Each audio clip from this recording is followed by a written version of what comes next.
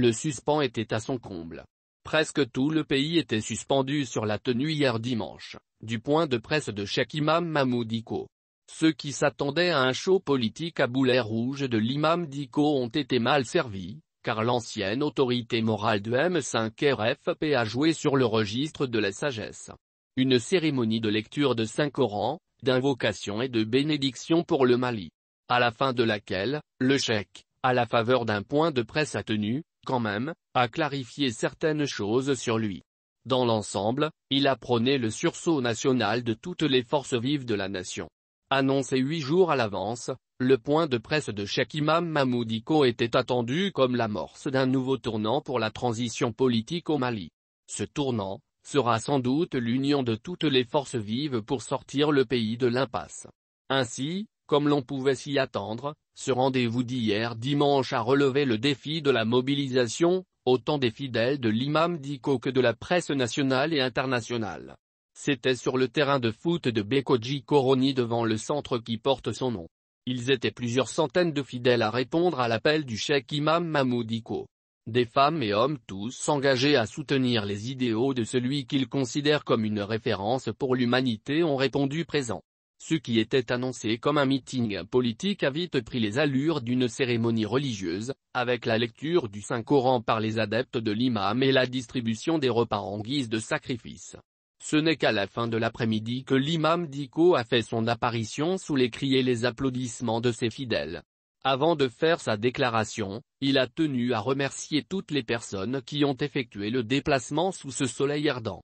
Son prône s'est architecturé à une adresse à tous les Maliens, des amis du Mali, la communauté internationale, et sur certains sujets d'actualité. De même qu'un exercice d'éclaircissement sur certains dits portés à sa personne et son pardon envers ceux qui l'ont calomnié jusqu'ici.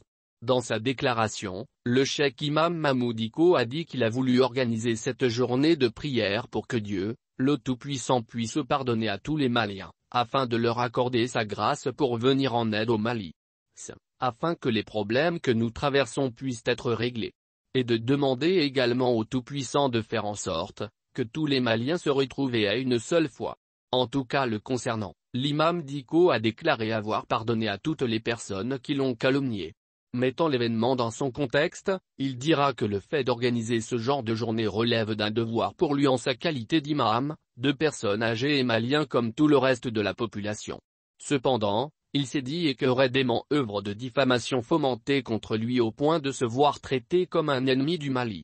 Cela, jusqu'à ce que certains sont arrivés à dire qu'il complote quelque chose avec la France contre le Mali.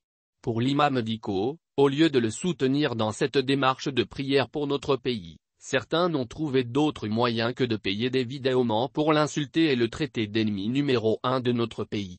Selon lui, depuis 2012 il a souvent été victime de ces genres d'accusations venant des personnes qui cherchent à le nuire à tout prix malgré toutes ses actions de bonne volonté pour que notre pays sorte de l'abîme. Et de déclarer qu'il ne connaissait ni Amadou Aya Sanogo lorsqu'il faisait le coup d'État de 2012 encore moins Assimi Goïta avant août 2020. Malgré tout, des gens l'accusent d'être à l'origine de ces coups d'État. À tous les régimes qui ont été déchus, j'ai été le premier à les alerter de changer leur mode de gouvernance, et ils ne m'ont pas écouté. Plutôt ils m'ont traité comme leur ennemi, a-t-il dit. À l'en croire, il a toujours été celui qui aidait les régimes à ne pas sombrer et les invitait à écouter leur peuple meurtri. D'ailleurs, Kipka a été son ami et l'aidait dans ce sens-là. Malgré ses efforts, certaines personnes et Ipk lui-même l'ont traité d'être en contact avec les djihadistes pour faire instaurer une république islamique au Mali. Cela m'a beaucoup choqué. Et je ne pouvais que demander à Dieu de m'aider à faire triompher la vérité. C'est ce qui a été fait. Une semaine après Ipk est tombé, a-t-il dit. Des révélations et la demande de clémence de la communauté internationale envers le Mali. Le cheikh Imam Mahmoud Dicko a déclaré qu'après le coup d'État de 2020, il a eu un entretien avec Assimi Goïta sur ce qui doit être la trajectoire de la transition dans notre pays. À cet effet, il dira que lors de cet entretien, l'actuel président de la transition lui a recommandé de choisir un bon premier ministre pour le Mali. Je n'avais qu'une personne en tête. C'était Abdoulaye Idrissa Maga. Puisque j'ai reçu des témoignages venant même d'Ipk que cet homme est un homme intègre. Je l'ai démarché pour qu'il soit Premier ministre mais il a refusé sous prétexte que lui il est républicain et ne pouvait pas travailler avec les putschistes, a-t-il dit. Pour lui, après le refus d'Abdoulaye Idrissa Mega, Mokhtar Ouane qui venait de Ouagadougou lui a rendu une visite.